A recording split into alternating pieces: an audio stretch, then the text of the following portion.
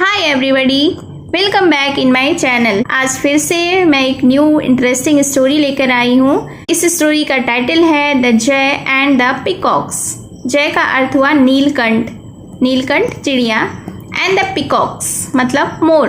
बहुत ही interesting story है। इस स्टोरी में आप इंग्लिश सेंटेंसेस का हिंदी में मीनिंग देखेंगे एंड वोकैबुलरीज यानी वर्ड मीनिंग देखेंगे English to Hindi, and correct pronunciation के बारे में भी जानेंगे एंड रीडिंग स्किल भी देखेंगे। So let's begin the story.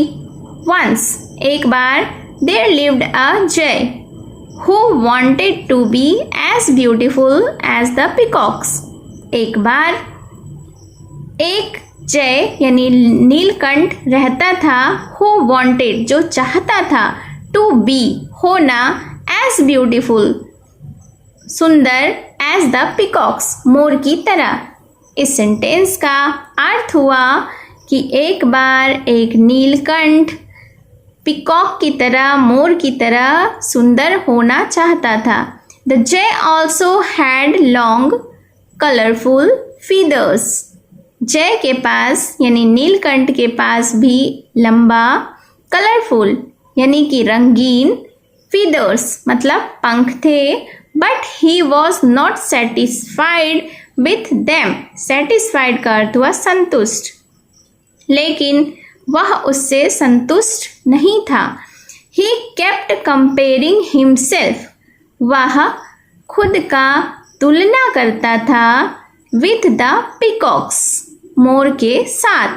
Comparing मतलब तुलना, हिमसेल्फ मतलब खुद, तो वह खुद का तुलना मोर से किया करता था। वन डे एक दिन he found a bunch of peacock feathers. Bunch का अर्थ हुआ गुच्छा। उसने पाया एक he found a bunch of peacock feathers. उसने फीदर्स यानी कि मोर के पंख का गुच्छा पाया।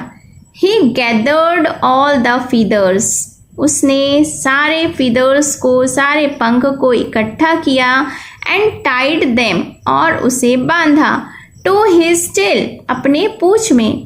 प्लीज्ड विथ हिज लुक, वह अपने लुक से यानी वह जैसा दिख रहा था उससे वह खुश था। He proudly strutted towards a muster of peacocks, वह बिल्कुल गर्व से अकड़कर मोर के समूह की ओर आ रहा था। As he was enjoying his time, जब वह अपने समय को इंजॉय कर रहा था यानी उसका आनंद ले रहा था, the peacocks recognized that he did not belong to their muster. तब मोर ने पहचान लिया कि वह उसके मूस्टर का यानी उसके समूह से बिलोंग नहीं करता है, यानी उसके समूह का सदस्य नहीं है। दे पिक्ड एट हिम, उन्होंने उसे चोंच मारा, and tore all the feathers off, और सारे फीदर्स यानी सारे पंख फट गए। Feathers of his tail and tore all the feathers of his tail, और उसके पूंछ से सारे फीदर्स, सारे पंख फट गए। डिसअपॉइंटेड यानी निराश होकर, he walked back to his friends, वह अपने दोस्तों के पास वापस चला गया। They were angry at him, वे उनसे गुस्सा थे। फॉर प्रिटेंडिंग, क्योंकि वह नाटक कर रहा था, to be better than them, उन लोगों से बेहतर दिखने का। He regretted his decision, regretted मतलब उसने खेद व्यक्त किया, डिसीजन मतलब निर्णय। उसने अपने निर्णय पर खेद व्यक्त किया। एंड लर्नड दैट, और उसने सीखा कि God has made everyone beautiful in their way, कि ईश्वर ने हर एक को अपने तरीके से सुंदर बनाया है।